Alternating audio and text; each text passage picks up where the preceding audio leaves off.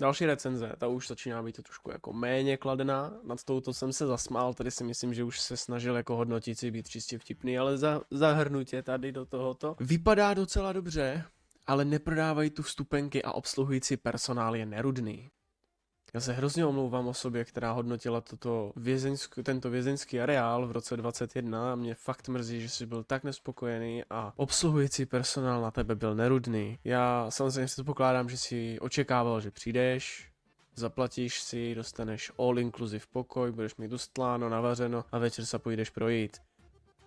Asi tomu tak nebylo, obsluhující personál byl nerudný. Nevím, jestli to nemá co dočinění s tím, že má být nerudný, ale já to nebudu nějak jako hodnotit, víš co, já jsem tam nebyl, třeba na něho fakt byli zlí, přišel se ubytovat a řekli mu, že prostě já nevím, vole, odložte si věci, telefon a náramky zde a on byl asi jako překvapený, tak se otočil třeba na patě a šel domů, že tady nebudu, taky možnost.